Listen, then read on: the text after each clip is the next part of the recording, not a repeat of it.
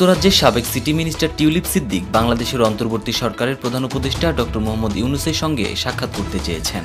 আগামীকাল লন্ডন সফরে যাবেন ডক্টর ইউনূস। ওই সফরেই তার সঙ্গে বৈঠকের অনুরোধ করা হয়েছে টিউলিপের পক্ষ থেকে। ব্রিটিশ সংবাদ মাধ্যম গার্ডিয়ানের এক প্রতিবেদনে এ তথ্য জানানো হয়েছে।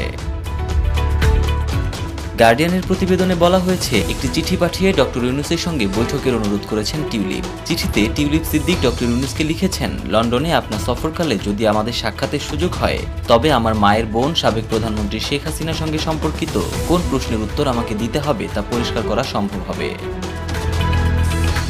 চিঠিতে টিউলিপ সিদ্দিক ডক্টর ইউনূসকে লিখেছেন, লন্ডনে আপনার সফরকালে যদি আমাদের সাক্ষাতের সুযোগ হয়, তাহলে এই বৈঠক ঢাকার দুর্নীতি দমন কমিশনের সৃষ্ট ভুল বোঝাবুঝি দূর করতে পারে, যেখানে আমার খালা ও সাবেক প্রধানমন্ত্রী শেখ হাসিনার সঙ্গে জড়িত কিছু প্রশ্নের জবাব দেওয়ার প্রয়োজন আছে বলে ধারণা করা হচ্ছে। চিঠিতে তিনি আরও লিখেছেন, আমি লন্ডনে জন্মগ্রহণকারী একজন ব্রিটিশ নাগরিক। গত এক দশক ধরে হ্যাম্পস্টেড ও হাইগেটের সংসদ সদস্য। বাংলাদেশের প্রতি আমার আবেগ থাকলেও আমি সেখানে জন্মগ্রহণ করিনি, থাকিনি, কিংবা আমার ব্যবসায়িক স্বার্থও নেই।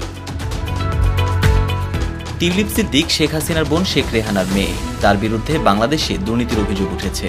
অভিযোগ রয়েছে তিনি শেখ হাসিনার শাসনামলে ক্ষমতার অপব্যবহার করে সুবিধা ভোগ করেছেন, যদিও টিউলিপ শুরু থেকেই এসব অভিযোগ অস্বীকার করে আসছেন।